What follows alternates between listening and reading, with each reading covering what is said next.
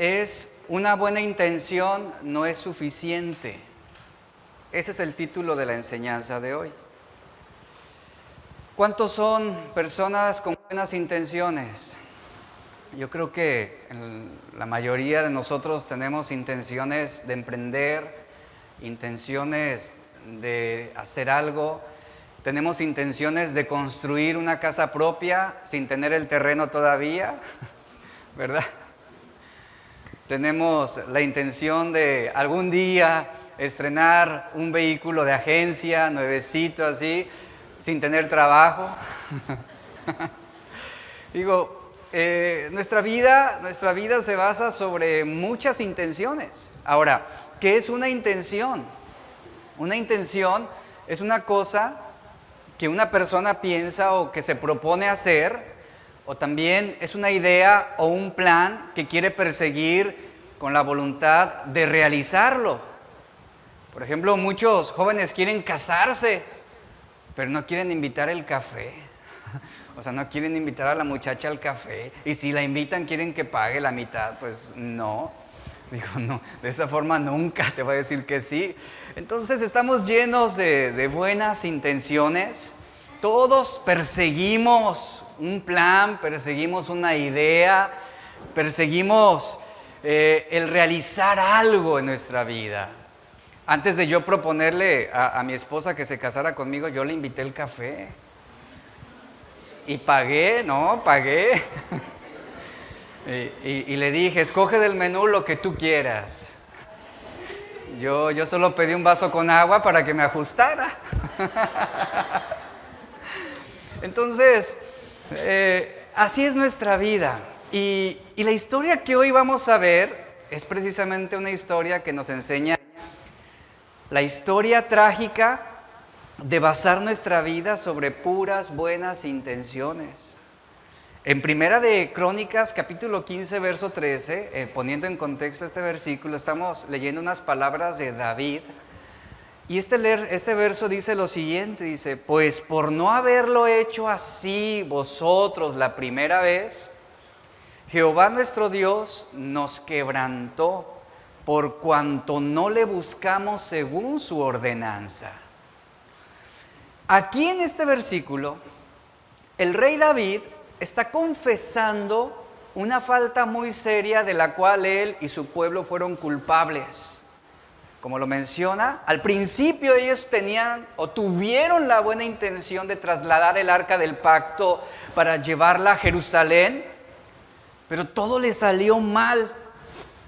Tuvieron la buena intención de llevar el arca de Dios a Jerusalén, pero sin haber obedecido a Dios en cuanto al procedimiento, en cuanto a lo instituido, a la instrucción divina.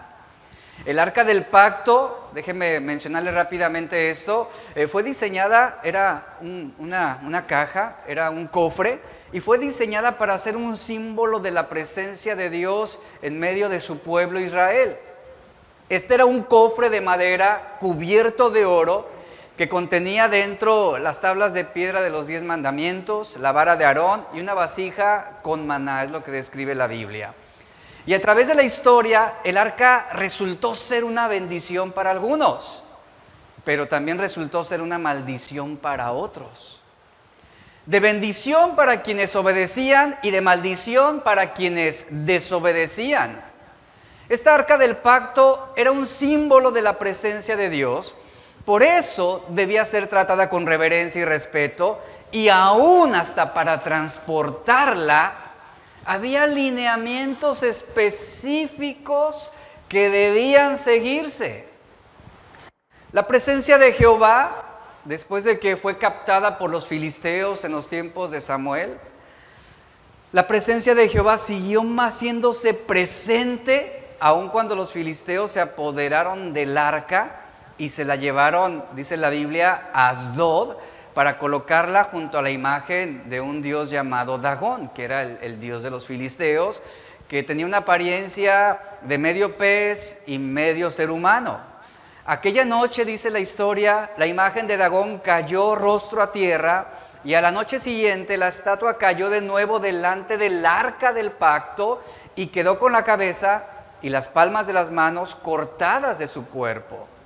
En el transcurso de los 7 meses siguientes, porque eso fue lo que duró el arca con los filisteos, el arca fue pasando de una ciudad filistea a otra, y según pasaba, traía tragedias sobre los filisteos.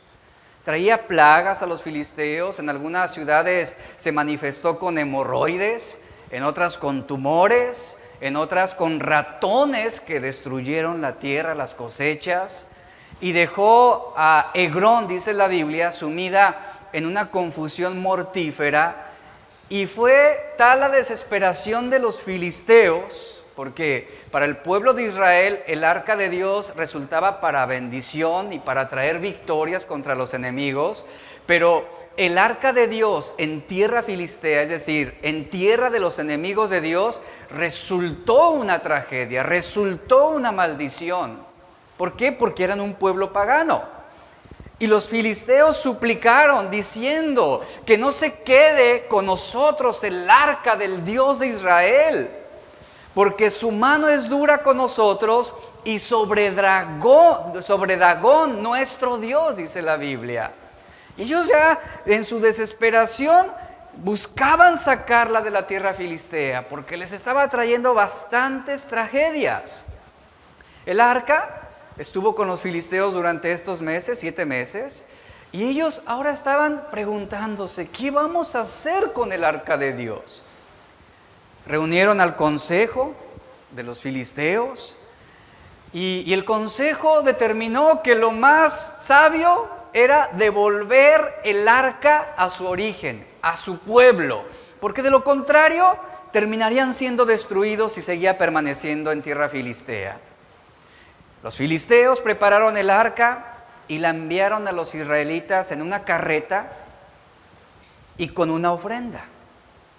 Ellos construyeron una carreta nueva, tomaron 2 vacas para jalarla, tomaron sus terneros, dice la Biblia, y los pusieron en corral, es decir, separaron a las vacas de los terneros, y las vacas, dice la Biblia, empezaron a caminar por el camino mugiendo mientras ellas andaban. Y mire, no es natural que 2 vacas dejen a sus terneros, pero en esta ocasión Dios estaba dirigiendo a estas vacas, porque ellas mugían mientras avanzaban. Ellas seguían un camino recto, andando y bramando, sin apartarse a derecha ni a izquierda del camino que Dios había trazado para ellas. Esto en 1 Samuel 6, 10 y 12. Estas vacas volvieron al país de los israelitas, llevaron el arca con ellas, y cuando el arca llegó a la tierra donde estaban los israelitas en la frontera de Bet-Semes, levantaron los ojos, vieron el arca y se regocijaron de verla. Porque bueno, en aquel tiempo no había WhatsApp como para decir los filisteos, oigan, les vamos a devolver el arca, ¿verdad? Ahí vamos en camino. No, fue algo que ellos observaron a lo lejos, la llevaron a la casa, dice la Biblia, después de que la tomaron, la recuperaron los israelitas, la llevaron a la casa de un hombre llamado Abinadab, que se encontraba en las laderas, y el arca permaneció en Kiriat Jearim, en esta tierra, durante 20 años, es decir, ya en territorio israelita. Y bueno, fue un tiempo también difícil para el pueblo de Israel, porque ellos interpretaron que Dios los había abandonado, porque no había manifestación o presencia. Después de que David fue ungido ya rey, ya había pasado lo de Saúl, él ya había tomado posesión como rey, dice la Biblia que él tuvo sus primeras peleas, sus primeras guerras. Él peleó contra los jebuseos y tomó la ciudad de Jerusalén, dice la Biblia.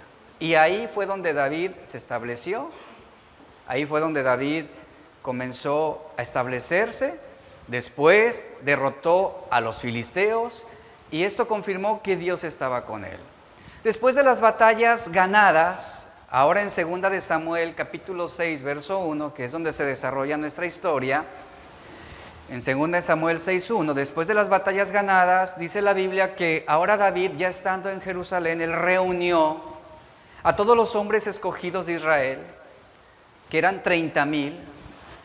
Y David, dice el verso 2, se levantó y fue con todo el pueblo que estaba con él en Baalá de Judá para hacer subir desde allí el arca de Dios. la cual es llamada, dice, por el nombre del Señor de los ejércitos que está sobre los querubines. Así dice 2 Samuel 6, 1 al 2. El arca había permanecido en Balá muchos años. Durante ese tiempo, al parecer, no se le estaba dando el trato y la reverencia que debía dársele al arca. Cuando David decide llevarla a Jerusalén, aquí viene un dato importante: nadie de los israelitas se preocupó de estudiar la ley y cumplir con las indicaciones establecidas con respecto a cómo debía ser tratada el arca y cómo debía ser transportada. Hicieron lo mismo que los filisteos y los de Bet-Semes. ¿Por qué? Porque recurrieron al procedimiento filisteo de trasladarla a través de una nueva carreta, ignorando las indicaciones de Dios. Dice el versículo 3 que pusieron el arca de Dios sobre un carro nuevo. Ahora, si vemos en contexto esta historia, Dios jamás dio la indicación de que usaran una carreta nueva. Esa no fue la indicación de Dios. Tampoco Dios nunca indicó que fuera la carreta o el arca empujada por vacas o por terneros o por animales. Dios nunca estableció esa indicación, pero el pueblo así lo hizo, replicando el método filisteo. Y el verso 3 nos habla que el arca de Dios fue puesta sobre un carro nuevo, es decir, una carreta nueva, una carroza, para que la pudieran llevar de la casa de Abinadab, que estaba en la colina. Y dice la Biblia que Usa y Ahio, hijos de Abinadab, guiaban el carro nuevo, guiaban esta carroza. Lo que nos dice que tanto Usa como Ahio eran hijos de Abinadab, los cuales estaban relacionados con el arca, porque estuvo en casa de este hombre durante 20 años. Fueron 20 años. Y el verso 4 dice, y lo llevaron con el arca de Dios de la casa de Abinadab, que estaba en la colina, y Ahio iba delante del arca. Verso 5, David y toda la casa de Israel, ¿qué hicieron? Se regocijaron delante del Señor con toda clase de instrumentos hechos de madera de abeto y con liras, arpas, panderos, castañuelas y címbalos. Es decir, esto se convirtió en una gran fiesta. David tuvo la buena intención de trasladar el arca de Dios, lo cual el pueblo celebró. Lo mejor es que el arca esté en Jerusalén, vamos a edificar ese templo, un lugar especial para el arca. Es más, David preparó una carpa especial para el arca de Dios. Y esto se convirtió en una gran celebración. Pero viene el versículo 6, dice, pero cuando llegaron a la era de Nacón, ¿qué dice? Usa extendió la mano hacia el arca de Dios y la sostuvo porque los bueyes casi la volcaron. Lo que dice aquí otra versión es que estos bueyes se tropezaron y el arca comenzó a tambalearse, a punto de caer.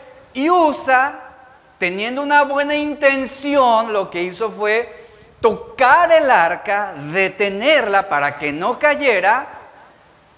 Y dice la Biblia que se encendió, versículo 7, se encendió la ira de Dios. ¿Contra quién? Contra Usa. Y Dios, ¿qué hizo? Lo hirió allí por su irreverencia. Alguno podrá decir, y si tú has leído esta historia, aquí hay algo que al momento es desconcertante. Pero si la intención de Usa fue buena, el arca iba a caer.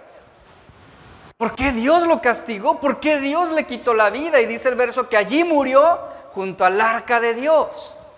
¿Y cómo reaccionó David? Se enojó. Verso 8 dice, entonces David se enojó porque el Señor había estallado en ira contra Usa. Y llamó a aquel lugar Pérez Usa hasta el día de hoy. Esta historia es desconcertante cuando no se conoce el contexto y cuando no se tiene un conocimiento amplio sobre lo que realmente ocurrió aquí. ¿Por qué Dios estalló en ira contra Usa? Él tuvo una buena intención. La frustración de David también se ve visible en que él tuvo la buena intención de trasladar el arca a Jerusalén. Él preparó todo para que el arca estuviera precisamente en la ciudad de Dios. Y David quedó desconcertado cuando Yo leí este pasaje y bueno, a través de los años lo he leído más de alguna vez. Cuando yo leo este pasaje y las primeras veces, yo me preguntaba, era mi cuestión, ¿por qué Dios hizo eso? ¿Por qué Dios arremetió contra este hombre que tenía buenas intenciones? ¿Por qué si Dios sabía que Usa estaba haciendo algo bueno, por qué Dios no le pasó ese error? ¿Por qué no le pasó esa falta? ¿Por qué Dios actuó de esta forma contra este hombre? ¿Por qué Dios hizo eso si la intención de Usa había sido buena? ¿Y sabe algo? La enseñanza aquí es que muchas veces tomamos decisiones con el argumento de que el fin justifica los medios. Y esta era la base sobre las acciones tanto de David como de Usa. El fin va a justificar los medios. Dios se va a preocupar más por el resultado que por el procedimiento. A veces pensamos de esta manera. Y cuando nosotros vivimos bajo este argumento, el fin justifica los medios, esta expresión lo que hace es buscar defender la idea de que cuando el objetivo o la meta o la causa son importantes, cualquier medio utilizado para lograrlo es válido o es aceptado. Ese es el argumento que da. En palabras de Napoleón, él escribió lo siguiente: triunfad siempre, no importa cómo, y siempre tendrás razón.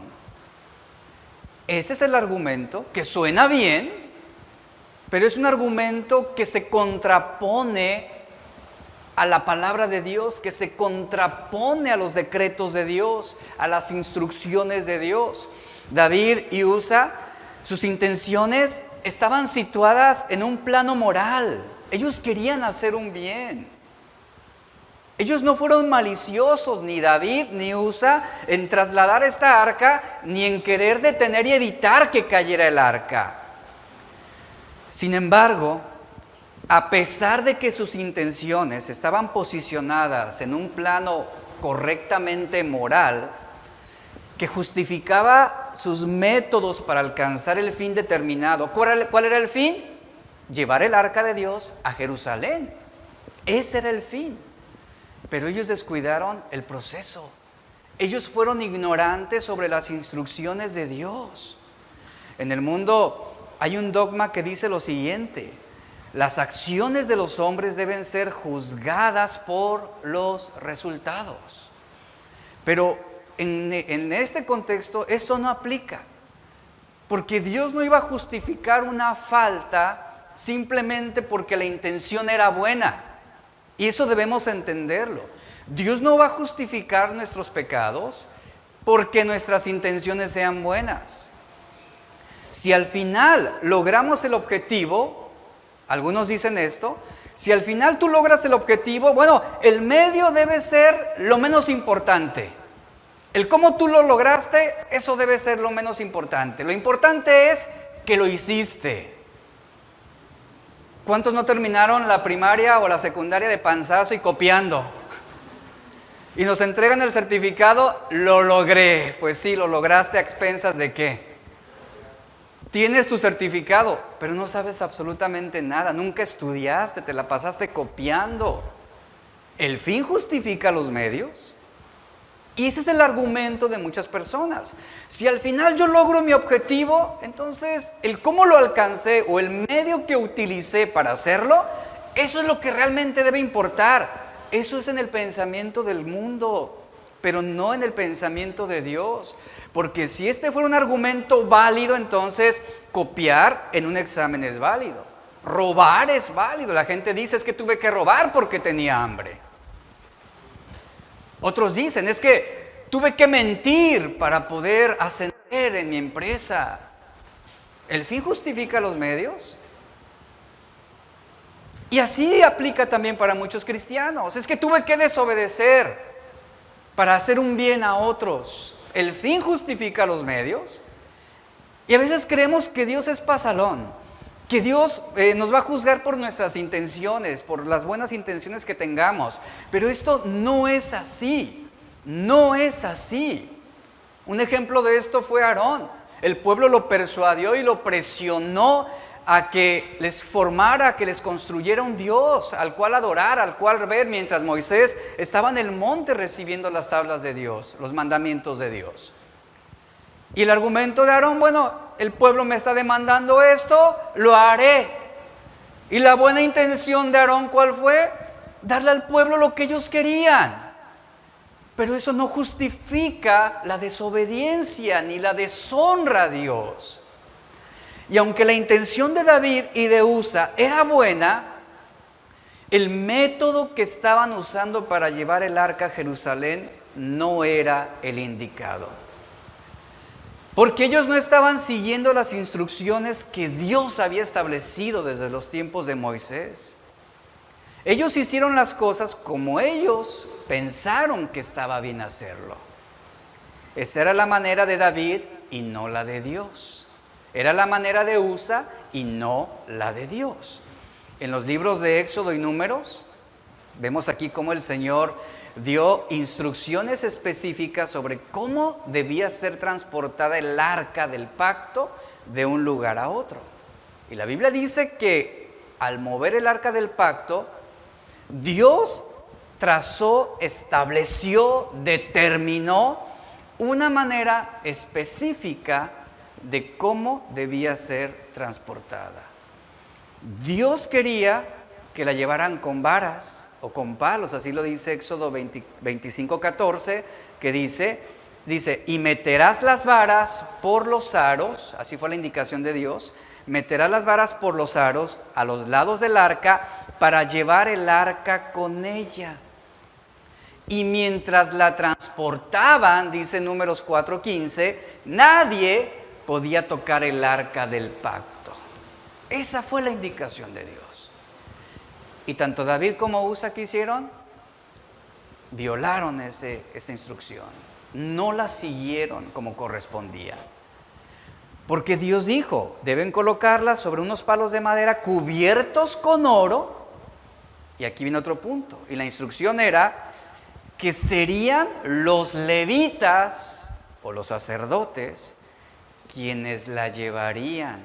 Y los únicos que podrían tocar el arca son los sacerdotes, dice la Escritura. Los únicos. ¿Por qué Dios fue tan específico en estas indicaciones? ¿Saben por qué? Por amor a nosotros, por amor a su pueblo. Toda instrucción que Dios establece, todo límite que Dios pone, todo mandamiento que Él ha determinado es por amor a nosotros.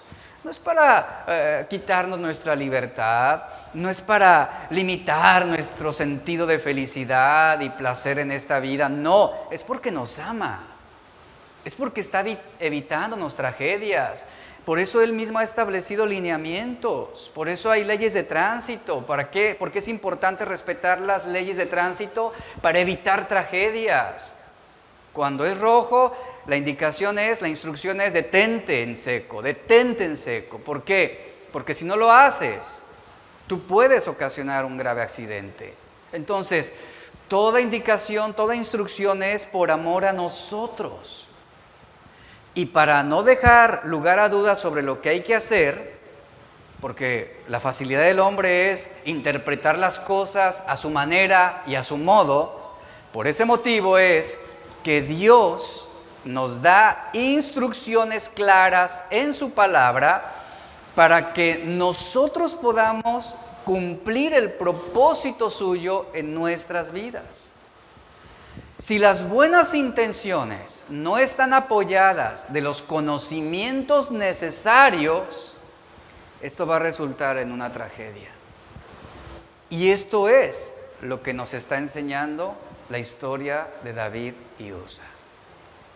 Usted puede construir una casa y usted tiene la buena intención de construir y compra el material necesario, compra los ladrillos, el cemento, las varillas, todo.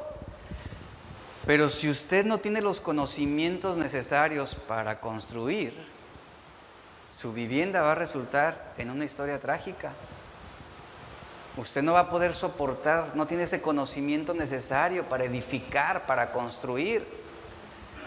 ¿Y cómo adquiere ese conocimiento? Bueno, a través del arquitecto, a través del ingeniero civil, a través del fontanero, a través de un electricista, etcétera, etcétera.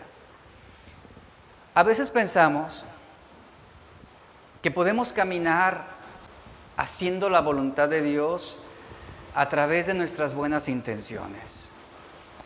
Y el error que cometemos es interpretar a Dios. ¿De qué manera? Decimos, pues Dios conoce mi corazón. Es decir, pues Dios conoce que mi intención es buena. Dios conoce que quiero hacer bien las cosas, aunque no pueda hacerlas. O sea, decimos eso. Dios conoce que no quiero pecar, que mi intención no es pecar, pero finalmente termino pecando. Y el error es ese, creer que Dios va a decir, mira, su intención no era ofenderme, se la voy a dejar pasar. Su intención no era desobedecerme, su intención no era cometer adulterio, se lo voy a dejar pasar. Lo voy a perdonar, no pasa nada, porque tenía buenas intenciones. No, jamás Dios va a juzgar sobre nuestras buenas intenciones. Él no va a justificarnos porque tengamos buenos planes o buenas ideas. No. ¿Cuántas veces no decimos? Es que no importa cómo lo haga, siempre y cuando lo haga. Así no funciona la fe cristiana. Así no funciona. Yo no puedo decir, pues no importa el cómo yo agrade a Dios, siempre y cuando lo haga a mi manera. Y para David no fue importante el proceso, sino el fin. Él estaba ocupado en la meta, en el objetivo, y descuidó el procedimiento. Son importantes los procedimientos en la vida cristiana. No es nada más decir, ya nací de nuevo. Muchos cristianos están ocupados solamente en la meta, en el resultado. Y todos quieren ir al cielo. Y todos quieren gozar la vida eterna. Y todos quieren ver a Cristo cara a cara. Pero descuidan el procedimiento. Descuidan su vida práctica. Descuidan a su familia. Descuidan su matrimonio. Descuidan ser ciudadanos realmente responsables. Descuidan su labor como padres. Descuidan la fidelidad. Descuidan la lealtad. Descuidan ese procedimiento a través del cual nuestra vida se muestra en un testimonio para los demás. Pero dicen, eso no es lo importante es que yo estaré con el Señor allá en el cielo, en la eternidad. Esa es nuestra meta. Pero también es muy importante el procedimiento, el cómo estamos viviendo. Una ocasión, hablando con una persona, él me decía, es que yo estoy dispuesto a morir por Cristo. Ok, ¿estás dispuesto a morir con Cristo? Y yo le pregunté, bueno, ¿y ya vives la vida cristiana esencial? O sea, ¿eres obediente en las cosas prácticas? No, todavía no. O sea, ¿cómo alguien puede decir estar dispuesto a entregar como un mártir su vida a Cristo si no tiene la voluntad propia para vivir para Él aquí en la tierra? O sea, es incoherente, no hila. O sea, yo digo, oye, aquí está mi vida por Cristo, mátenme, ¿verdad? Asesínenme por mi fe.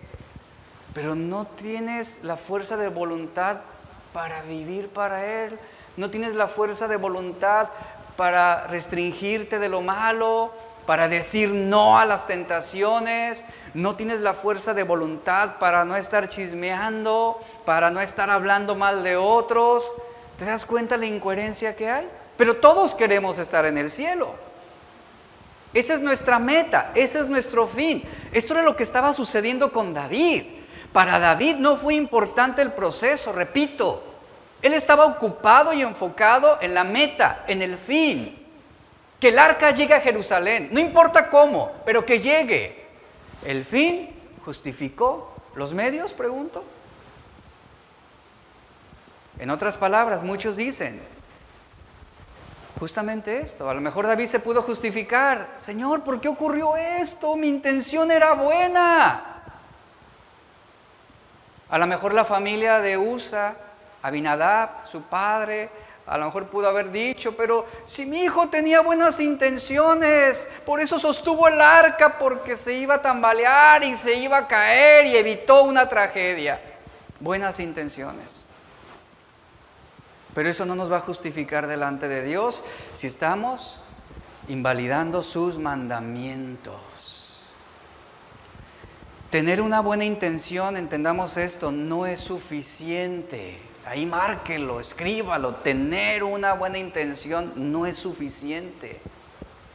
Hay un canto que a través de los años yo he escuchado y lo hemos cantado aquí también en la iglesia. Y este canto dice, no basta solo con decir, no basta solo con cantar, no es suficiente solo con querer hacer. Y dice el verso, es necesario morir. Y este canto ilustra precisamente esto. No basta solo con decir, no basta solo con cantar, no es suficiente solo con querer hacer, es necesario morir. Y cuando se trata de la obediencia a Dios, tus intenciones no importan, ¿sabías eso? Aquí se trata de obedecer u obedecer y punto. No se trata de, es que Señor, tuve la intención de no pecar. No se trata de decir, solo pensé en hacer la voluntad de Dios, pero no lo hice. Es que sentí el deseo de arrepentirme, pero no lo hice. Tuve la intención de perdonar a quien me ofendió, pero no pude. Nadie vamos a ser justificados ante el trono de Dios por nuestras buenas intenciones. Imagínense a Noé llegando al cielo diciendo, Señor, es que sí tuve la intención de construir el arca, pero nunca tuve tiempo. Estaba bien ocupado. Nuestras buenas intenciones no van a justificarnos delante de Dios. Es una aberración, por ejemplo, que, y hablando de los noviazgos y las parejas, es una aberración que un muchacho le diga a una muchacha, es que no pude llegar a nuestra cita, y la deja plantada. Es que sí, tuve la intención de llamarte, pero se me olvidó. Ahí ya se cerró las puertas de ese muchacho. Ya no quiero verte. No vale la pena, es lo que te va a decir la muchacha. No vale la pena. ¿Cómo que tuviste la intención y quedaste mal? Hay otros que dicen, es que soñé que te visitaba. Pues no lo sueñes, visita a la persona, visita a tus padres, visita a tus hermanos, visítalos. Es que supe que estabas en necesidad y tenía la intención de ayudarte. Y como se me olvidó ayudarte, pues oré por ti nada más. Ayúdalo. Ahí estamos muchos, ¿no? Tuve la intención de ayudarte, pero no lo hice. Eso es lo que ilustra la vida de muchas personas en las iglesias. Estamos llenos de buenas intenciones. Estamos llenos de intenciones de perdonar. Buenas intenciones de ser fieles, de ayudar, de dar, de visitar, de reconciliarnos, intenciones de amar, intenciones de casarnos, intenciones de ser mejores personas. Viene el fin de año, estamos con la intención de bajar de peso, con la intención de comer bien, con la intención de no malgastar nuestro dinero. Estamos con la buena intención de ser mejores personas. Pero tus buenas intenciones no te podrán justificar ante Dios. Si tener buenas intenciones habla de que querías mostrar bondad y generosidad, pero al fin de cuentas no lo haces, eres culpable, eres transgresor, eres pecador ante Dios, porque esa buena intención no es suficiente, porque las buenas intenciones no cambian absolutamente nada, no mejoran a nadie, no sirven de nada. Agarra tus buenas intenciones que no puedes cumplir, que no puedes llevar a cabo, hazlas pedazos y tíralas a la basura. Para eso sirven las buenas intenciones que no alcanzan objetivos buenos. Para eso son. Y las iglesias están llenas de miembros con buenas intenciones, con buenos deseos, con buenos planes, con excelentes ideas, pero ¿sabes? Todo se queda en eso. Intenciones, deseos, ideas, porque no están dispuestos a ponerlos en práctica. No están dispuestos.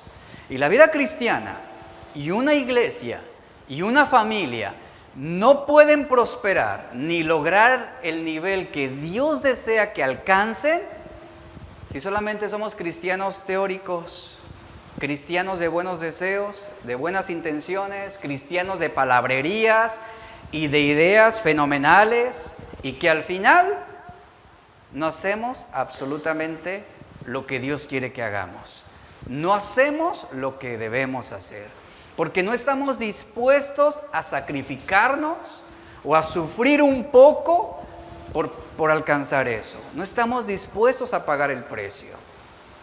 Y el gran vacío que hay en muchos cristianos es entre la teoría y la práctica, entre lo recibido y lo vivido, entre lo que decimos y lo que somos, entre lo que deseamos y entre lo que realmente hacemos.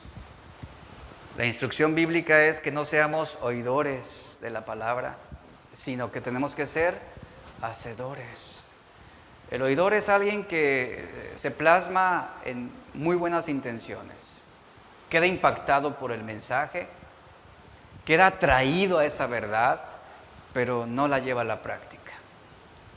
Escuchamos enseñanzas sobre matrimonios que en su momento estimulan, nos alientan, nos animan, nos dan un empujoncito para cambiar las cosas en nuestra casa, en nuestra relación con nuestra esposa o con el esposo, pero todo se queda ahí, porque no estamos dispuestos a ceder, porque queremos seguir haciendo nuestra voluntad, porque queremos seguir comportándonos como machos, porque no queremos darle a la mujer la opinión o soltarle algunas decisiones, sino que queremos tener el control de todo. Buenas intenciones, pero no estamos dispuestos a pagar el precio, no queremos sufrir un poco por lo que implica ese cambio. Imagina un médico, un cirujano, que ejerza su profesión solo teniendo buenas intenciones de sanar a las personas, de mejorar su vida física. Es un fracaso ese médico, es una ruina y una desgracia para una sociedad alguien así.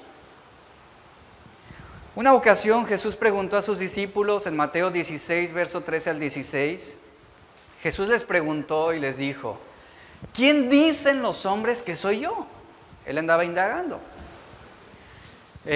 Algunos discípulos le respondieron: bueno, algunos dicen que eres Juan el Bautista, otros Elías y otros Jeremías o alguno de los profetas. Después Jesús vuelve a preguntarles diciendo: ¿y ustedes? Ahora a ese grupo cercano. ¿Ustedes? ¿Quién dicen que soy?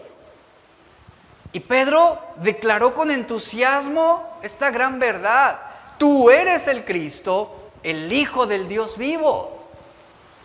Dice la Biblia que Jesús asintió sobre su declaración y lo llamó bienaventurado, haciéndole saber que esto fue una revelación del Padre a su corazón. Pero ¿qué sucedió después? Justamente un momento después de estas preguntas, de esta declaración, Jesús dice a sus discípulos y comienza a hablar sobre lo que le acontecería. Comienza a decirles que es necesario ir a Jerusalén y padecer mucho a manos de los ancianos, de los principales sacerdotes, de los escribas, y ser muerto y resucitar al tercer día. Entonces Pedro, en Mateo 16, 22, tomándolo aparte, es decir, lo apartó del grupo, se lo llevó a solas. Dice la Biblia que comenzó a reconvenirlo, es decir, a convencerlo diciéndole: Señor, ten compasión de ti mismo, en ninguna manera esto te va a acontecer. Pero Jesús, volviéndose, le dijo a Pedro: quítate delante de mí, Satanás, así le dice. Y Jesús le dice, me eres tropiezo, porque no pones la mira en las cosas de Dios, sino en las de los hombres. Miren, Pedro tenía buenas intenciones de evitar que Jesús muriera. Tenía buenas intenciones al persuadirlo, al reconvenirlo, diciendo, Señor, quítate esas ideas de tu cabeza. Tú no vas a sufrir de esa manera como lo estás diciendo. Note, la buena intención de Pedro era que él no sufriera, que él no muriera. Y él estaba reconviniéndole. Pero ¿por qué Pedro dijo lo que dijo? Porque carecía del conocimiento y el entendimiento sobre cuál era la voluntad de Dios y el propósito de la obra de Cristo. Y Jesús lo dice. Pedro no estaba pensando a la manera de Dios, sino a la manera de los hombres. Tenía buenas intenciones, pero eso no bastaba. Eso no bastaba. Y las buenas intenciones precisamente nos llevan a eso. Las buenas intenciones, como sucede con David y Usa, ellos no pusieron la mira en las cosas de Dios, sino en las de los hombres.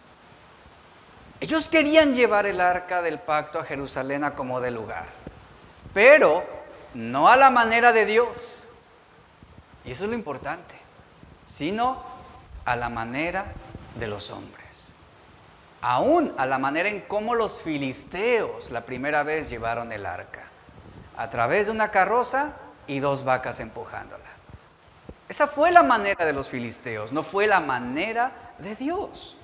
Y ahí está. Hay buenas intenciones, pero eso no basta, iglesia, eso no basta. Y esta verdad aplica a nuestra vida. Entramos al matrimonio y si no tenemos el entendimiento y el conocimiento sobre cuál es la voluntad de Dios en el matrimonio, no vamos a pensar a la manera de Dios, sino a la manera de los hombres. Y se va a entrar al matrimonio en un desorden, totalmente, en una contraposición entre el hombre y la mujer. Y el hombre va a entrar al matrimonio con la idea de controlar a su mujer, y la mujer va a entrar al matrimonio con la idea de un matriarcado, y eso se va a convertir en una guerra, en una trifulca. Y así hay muchos matrimonios, así hay muchas familias, así hay muchos cristianos que están llevando su vida a la manera de los hombres y no a la manera de Dios. Y todos entramos al matrimonio con buenas intenciones, todos. Pero escuchen, eso no basta, eso no es suficiente. Todos entramos a la paternidad con buenas intenciones, queremos ser los mejores padres, queremos tener los mejores hijos, pero eso no basta. Todos venimos al cristianismo con buenas intenciones, pero ¿saben? Eso no basta. Tú tienes que tomar tu cruz, dijo Jesús. Tomar tu cruz cada día y seguirlo a Él. Y tomar tu cruz es el morir a ti mismo todos los días, el negarte a ti mismo, el vaciar tu voluntad, tus deseos, para cumplir con la voluntad de Dios. No basta con tener buenas intenciones. También necesitamos tener conocimiento claro, un entendimiento claro sobre cuál es la voluntad de Dios. Por eso, en Filipenses 1, verso 9 al 11, el apóstol Pablo dijo a los cristianos de Filipos lo siguiente: y esto pido en oración, que vuestro amor abunde aún más, y más en conocimiento y en toda comprensión. Es bien importante aquí lo que Pablo está diciendo, porque él está hablando sobre amar a los demás, mostrar ese amor, dice, que abunde aún más. Pero un amor sin ese conocimiento y sin esa comprensión de lo que implica, será un amor corrupto, será un amor que ante la mínima provocación abandonará, que ante la mínima ofensa se llenará de rencor, Será un amor imperfecto que va a decaer cuando sea ofendido y se requiera perdonar y mostrar misericordia. Se requiere ese conocimiento, se requiere esa comprensión. Esto aplica en el matrimonio. El amor abunda aún más.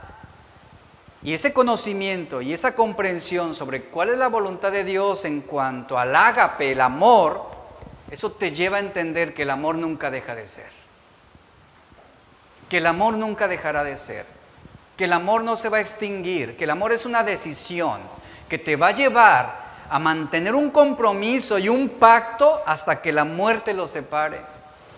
A eso te va a llevar el amor. Y aquellos matrimonios que han alcanzado esta cúspide hasta que la muerte los separe, no basaron su matrimonio solamente en buenas intenciones, sino que lo llevaron a la práctica. Y dice Pablo, verso 10, para que aprobéis lo mejor, pon atención a esta frase, a fin de que seáis sinceros e irreprochables para el día de Cristo, llenos de frutos de justicia que son por medio de Jesucristo para gloria y alabanza de Dios. Yo quiero resaltar la siguiente frase: aprobar lo mejor, siendo sinceros e irreprochables. Pablo está diciendo que ese amor que abunda más y que está anclado, cimentado en más conocimiento y en toda comprensión espiritual, ese amor requiere un discernimiento, dice. Eso te va a dar la capacidad de aprobar lo que es mejor, siendo sinceros e irreprochables. Eso significa teniendo un pleno discernimiento. Discernimiento, entre las definiciones para mí favoritas, discernimiento es la capacidad para distinguir la verdad de la media verdad. Eso es aprender a discernir. A eso nos lleva el discernimiento, en saber quién es o cuál es el enemigo de la verdad. ¿Y sabe cuál es el enemigo uno de los enemigos de la verdad? Las buenas intenciones. Porque por esas buenas intenciones, por ellas aumentan las mentiras, aumentan los errores espirituales, aumenta la deslealtad y se justifica la desobediencia. La sabiduría es la aplicación de la verdad de Dios a todas las áreas de nuestra vida. Y tenemos que aprender a distinguir entre lo correcto y lo incorrecto, entre el bien y el mal, entre lo que tiene sentido y lo que no tiene sentido, entre lo que es verdad y lo que es error, y esto se logra a través de la sabiduría de Dios. Y Pablo dice: al ustedes tener ese discernimiento espiritual, estarán capacitados para probar lo mejor. Anclarán sus decisiones sobre las cosas más importantes y de esta manera evitarán ser engañados. Evitarán ser personas solamente de buenas intenciones. Y cuando tú quieres hacer el bien a otros, no se trata solamente de desearlo, no se trata solamente de convocar, ¿verdad?, a una ayuda, se trata de dar ese paso y de ayudar. No solamente necesitamos tener buenas intenciones cuando queremos hacer el bien a otros, sino que necesitamos establecer un equilibrio entre la sabiduría y el buen juicio. Porque el principio de que no basta con tener buenas intenciones aplica también en la relación, en el matrimonio. Estaba leyendo lo siguiente, dice: un experto en nutrición comentó en cierta ocasión que el hombre que se casa con una buena cocinera está en peligro de perder la vida. ¿Por qué? Porque muchísimas enfermedades físicas pueden resultar del comer en exceso y del consumir alimentos que son muy grasosos. Y dice, así que muchos esposos pueden tener una esposa con buenas intenciones de alimentarlos muy bien, no sanamente, muy bien, atiborrados, así el plato desbordándose, pero a la larga eso va a traer consecuencias fatales. Así que, mujeres, si ama a su marido, mídale la comida. Y eso es lo que habla este nutriólogo, ¿no? Una esposa sí puede tener buenas intenciones, pero lo que no sabe es que a la larga le va a traer también múltiples enfermedades y va a empezar con problemas de colesterol, con presión alta, con diabetes, con insuficiencia renal, por no alimentarlo sanamente. Y ahí está. Qué importante es entender que aún, fíjense, el caminar con Dios va más allá de simplemente tener buenas intenciones. Por eso debemos cuidar cómo estamos caminando con Dios. Usa y David no caminaron con Dios de la manera específica. No transportaron el arca como debían hacerlo. Ellos no cuidaron cómo estaban caminando con Dios en esos 16 kilómetros.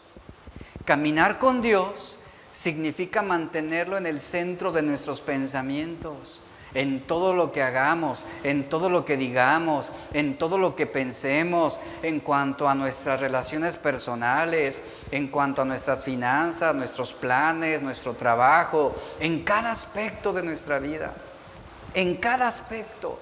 En Génesis 5, 21 al 24 se nos dice que Enoc fue un hombre que caminó con Dios fielmente hasta que el Señor lo llevó al cielo. Pero antes de llegar al cielo, ¿qué es lo que se caracteriza de Enoc? Que fue un hombre fiel. Fue un hombre que caminó con integridad aquí en la tierra. Enoc fue un hombre que no se enfocó en el objetivo, en la meta, sino que cuidó el proceso. Su vida, su testimonio, su manera de comportarse ante los demás, su manera de responder a las ofensas. Guardó un buen testimonio. Por eso su nombre aparece en Hebreos 11, que habla sobre los héroes de la fe, Hebreos 11:5, y también en Judas 1:14 al 15, al describirlo como un hombre justo que a pesar de que no murió físicamente, agradó a Dios en todas las cosas. Cuando no se camina con Dios, será fácil tomar malas decisiones aun cuando se tengan buenas intenciones. ¿Por qué? Porque se trata de conseguir lo que queremos al costo que sea. El Salmo 106 dice de los israelitas en el desierto que Dios les dio lo que pidieron, pero envió mortandad sobre ellos. La idea es que hay que tener precaución en todos estos intentos que pueden poner nuestra vida en peligro. Y escuchen, muchas de nuestras buenas intenciones lo que van a hacer es poner en peligro nuestra familia, poner en peligro nuestra vida espiritual, poner en peligro nuestra integridad en el trabajo. David, él se enfocó en la meta y no tomó en cuenta el proceso. Y aquí está el punto, nos enfocamos tanto en llegar a esa meta que descuidamos el proceso. Vuelvo a repetirlo.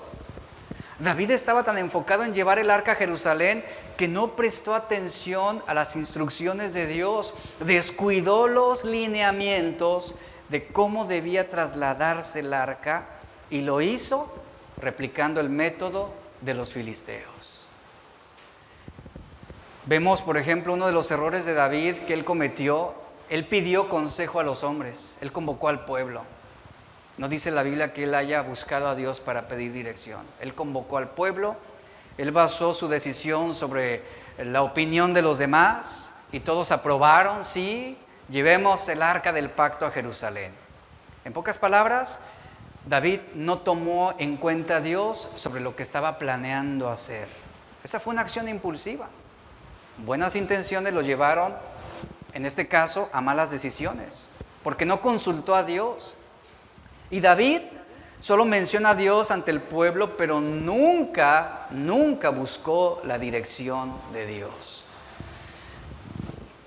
Iglesia, aunque lo que queremos llevar a cabo llegue a ser correcto, escucha esto, llegue a ser correcto,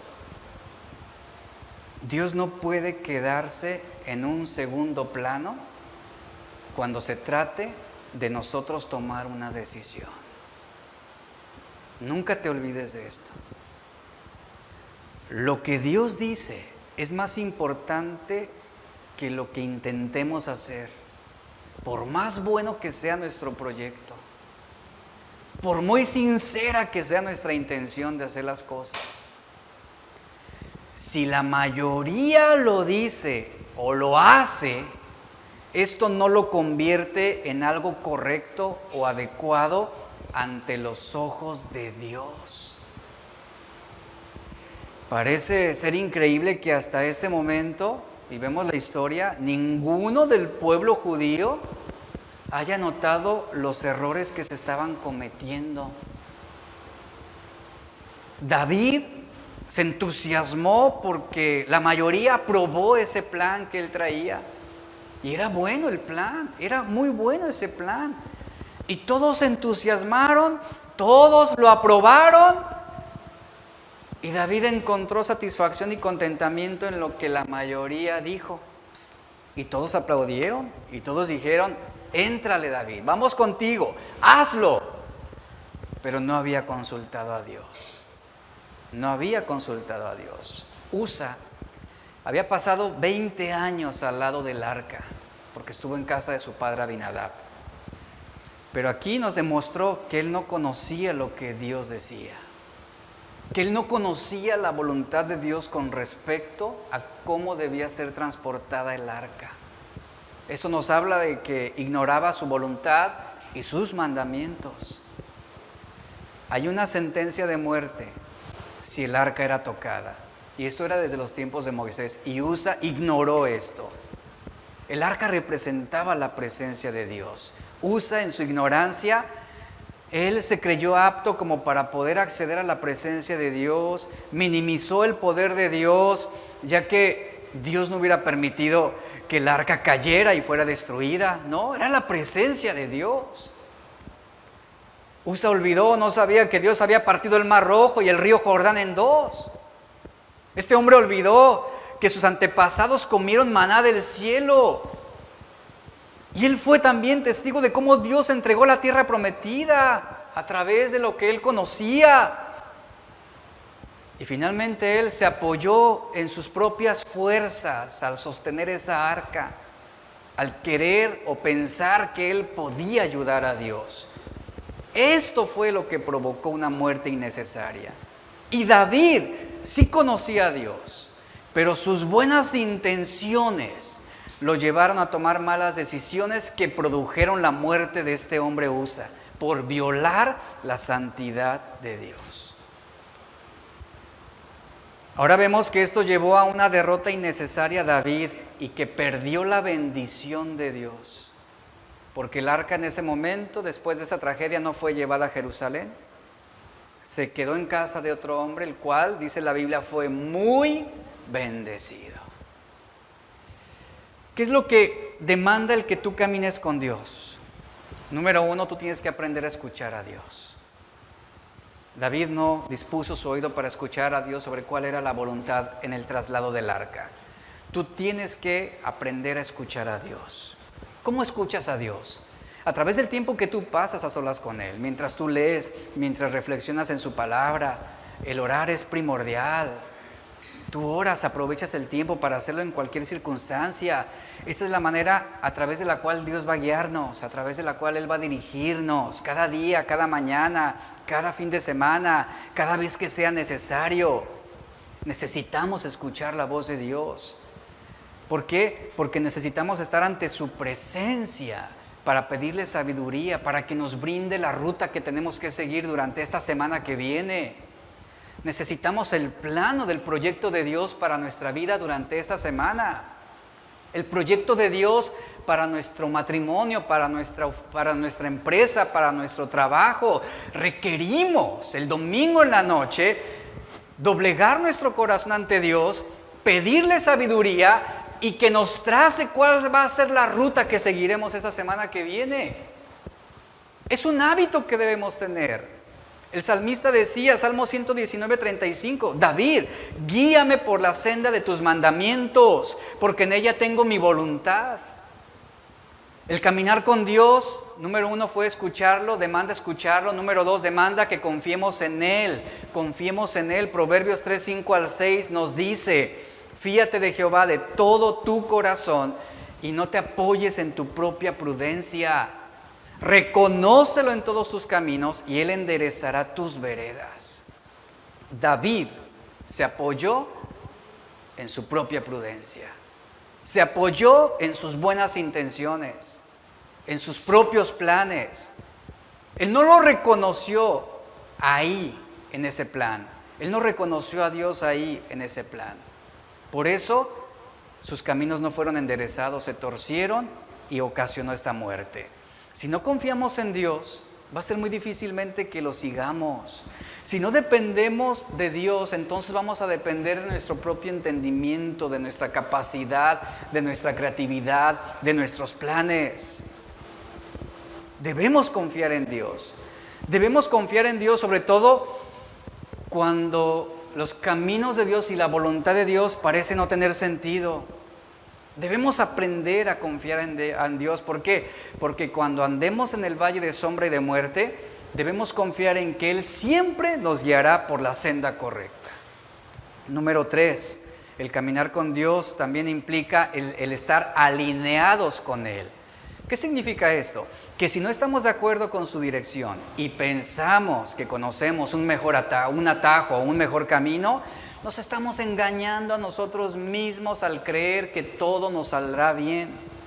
En su palabra Dios nos dice que debemos seguirlo, que no debemos dejarnos guiar por nuestro limitado conocimiento, ni por nuestros sentimientos, y mucho menos por nuestra experiencia. No olvidemos que Él es el Señor, que es omnisciente, omnipotente, omnipresente, y debemos someternos a su voluntad y no esperar a que Él se someta a la nuestra. Y eso es lo que tiene la intención, las buenas intenciones.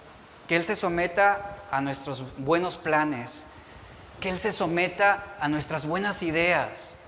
Que Él se someta a nuestros buenos deseos de hacer algo. No.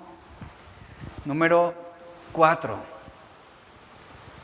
Caminar con Dios demanda... Número 5, el que lo obedezcas, obedecerlo. ¿Sabes qué implica obedecer? Implica docilidad, implica ser enseñables, implica negarnos a nosotros mismos. Eso implica obedecer. Porque si afirmamos estar de acuerdo con Dios y con su palabra, pero no lo estamos obedeciendo, significa que estamos resistiéndolo, no estamos caminando con Él. Y el Señor requiere que hagamos lo que Él nos pida, en el momento en que nos lo pida y de la manera en que Él lo disponga. Y ¿saben? David no hizo así.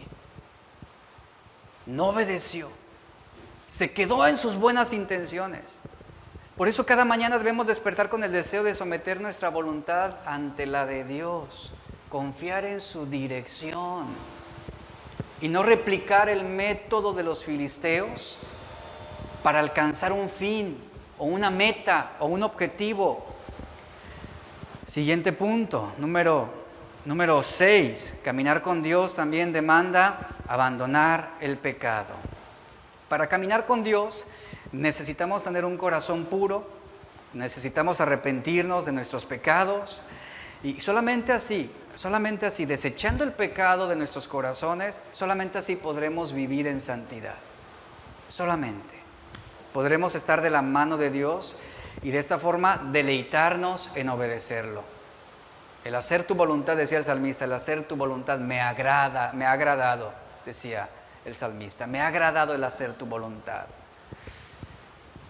Y si último punto, es perseverar en una vida en santidad. A eso Dios nos ha llamado. Sed santos como yo soy santos. Esto implica compromiso, esto implica sumisión, esto implica humildad, porque tú no vas a poder perseverar en la santidad a menos que confieses y te arrepientas de tus pecados inmediatamente. Porque de esta forma van a ser perdonados. Y dice la historia, ya para terminar, en 2 Samuel 6:8. Después de que Usa cae muerto, David, dice el verso 8, entonces David se enojó. Ahora, esta interpretación de enojarse, la más apropiada es, él se entristeció. Esa es la más apropiada, porque algunos interpretan que Dios se enfureció contra Dios, que Dios arremetió contra el Señor por quitarle la vida a Usa. No, esa no es la interpretación. Dice, David se enojó, es decir, David se entristeció porque el Señor había estallado en ira contra Usa y llamó a aquel lugar Pérez Usa hasta el día de hoy. Miren, David, lo que dice este versículo es que él se disgustó porque Dios mató a Usa. Y así decidió llevar el arca del pacto a la casa de Obed-Edom. Y allí fue que el arca se quedó 3 meses. Y dice la Biblia que Dios bendijo en gran manera a este hombre Obed-Edom por cuidarla también. Entonces, la Escritura nos dice que después David llamó a los levitas y David les dijo, pues por no haberlo hecho así, vosotros la primera vez, dice, Jehová nuestro Dios, ¿qué hizo? Nos quebrantó, por cuanto no le buscamos según su ordenanza. Ahí está reconociendo David, está corrigiendo su error. Lo hicimos mal la primera vez y por eso Dios nos quebrantó. Entonces esa expresión de David se enojó habla sobre eso, habla sobre un quebrantamiento de su propio corazón, no sobre una ira desaforada contra Dios. Dice, por no haberlo hecho así, Dios nos quebrantó, dice, lo hicimos mal, reconozco, sí, que mis intenciones eran buenas, pero no lo hice a la manera de Dios, porque no buscamos, ¿según qué? Su ordenanza, no lo hicimos según como Él lo había establecido. Y la historia nos dice en 1 de Crónicas 15:15, que ahora en este segundo intento, ahora sí decidieron transportar el arca a la manera de Dios. ¿Cómo la transportaron? Dice 1 de Crónicas 15:15, y los hijos de los levitas trajeron el arca de Dios sobre sus hombros, puesta en las varas, como había mandado Moisés, y conforme a la palabra de Jehová. Y en el primer intento David erró porque no le buscó según su ordenanza. Inicialmente aquí vemos a un David desconcertado por la muerte de Usa, quien era su amigo. Y el enojo de David no estaba dirigido contra Dios, sino que se refería a la calamidad que le había ocurrido a su amigo. Y David quedó consternado porque se estaba atribuyendo a sí mismo o a sus buenas intenciones esta tragedia. No podía atribuir la ocasión de la muerte de Usa a ninguna otra causa, ni a ninguna otra persona, sino a él mismo, a sus propios planes. Hay muchos hombres, muchos esposos, muchos padres, que no deberían estar arremetiendo contra sus hijos, ni contra su esposa, ni contra el esposo, ni contra el gobierno, ni contra nadie más. ¿Saben contra quién deberían estar arremetiendo? Contra ellos mismos, por sus malas decisiones, por no hacer las cosas a la manera de Dios. Si muchas veces la familia está sufriendo y está padeciendo, es por causa de las malas decisiones que se están tomando desde la cabeza. Y David, él arremete contra sí mismo. Él no está culpando a nadie más. Él está tomando conciencia de que fue un error haber hecho las cosas a su manera. Y después de su confusión inicial, David se da cuenta de que había actuado de una manera contraria a las instrucciones de Dios acerca de cómo transportar el arca. En 1 de Crónicas 15:2 leemos, entonces dijo David, el arca de Dios no debe ser llevada sino por los levitas. Ahí está ya David corrigiendo. Porque a ellos ha elegido el Eterno para que lleven el arca del Eterno y le sirvan perpetuamente. Qué maravilloso es lo que está pasando aquí. Vean cómo David corrigió. Ahora, ¿qué fue lo que pasó con David? Estoy cerrándolo. que cosas que son perfectamente buenas para desear se pueden convertir en malas decisiones funcionales. Esta es la increíble verdad que encontramos en la Escritura. En otras palabras, escucha esto, un buen deseo, aunque se trate de cosas buenas, se puede convertir en algo malo cuando ese deseo comienza a dominarte, o cuando ese plan, o cuando ese proyecto. Asimismo, hoy muchos quieren servir a Dios, pero lo quieren servir a su propio modo y no según la ordenanza de Dios. Y la facilidad de desobediencia siempre es estimulada por el placer inmediato. David quería llevar el arca del pacto ya. Él no quería esperar más. El placer inmediato. ¿Por qué se nos facilita mentir? ¿Por qué es fácil ceder, por ejemplo, a una aventura sexual? ¿Por qué gastaríamos dinero que no tenemos en algo que no necesitamos? Por el placer inmediato. Y ¿saben? Estas cosas las justificamos al hacerlas porque pensamos que nos va a traer un placer. Porque pensamos que nos va a brindar un sentido de felicidad, aunque temporal y efímero, pero lo vamos a disfrutar. Y aquí viene una pregunta que yo quiero que todos nos hagamos. Si nos detuviéramos a pensar, cuando estamos tentados a pecar, en que debemos estar conscientes de las consecuencias que vamos a pagar. O sea, debemos pensar las consecuencias que vamos a pagar cuando estemos siendo provocados a hacer algo indebido a nuestra manera o bajo nuestros planes. Ahora, ¿cuál va a ser o cuál debería ser tu actitud cuando tú estás ante algo que de antemano tú sabes que va a traerte consecuencias? Que va a traerte una tragedia. ¿Acaso no tomaríamos decisiones diferentes? ¿Tú crees que después de esto David no hubiera hecho las cosas diferentes? Se pudo haber evitado esa tragedia. Él hubiera hecho las cosas diferentes. Aquí es donde debemos preguntarnos, cuando estamos dispuestos a pecar o a hacer las cosas contrarias a la voluntad de Dios, yo te dejo esta pregunta, ¿realmente ese es el precio que tú quieres pagar para tu vida y para tu familia? O sea, ¿estás dispuesto a pagar ese precio que traerán las consecuencias de tu desobediencia? ¿Es ese un precio que tú podrás pagar? David se dio cuenta de que ese no era el precio que él quería pagar. Y lamentó. ¿Recuerdas cómo pecaron Ananías y Zafira? Buenas intenciones también, pero en el proceso que hicieron, mintieron. Ellos mintieron al Espíritu Santo sobre su ofrenda. Y vino el poder de Dios y cayeron muertos. Y Dios los hirió de muerte inmediatamente. ¿Con qué propósito? Con el propósito de traer temor a los demás, traer temor sobre toda la iglesia. El rey Salomón supo mucho sobre los placeres y las consecuencias del pecado. Durante años él jugó con el pecado, disfrutó de sus placeres y finalmente, y bueno, algunos dicen que ya demasiado tarde llegó a esta conclusión, y él lo dice en Eclesiastés 8:12, aunque el pecador haga el mal 100 veces y alargue su vida, con todo, yo sé que les irá bien a los que temen a Dios y a los que temen ante su presencia.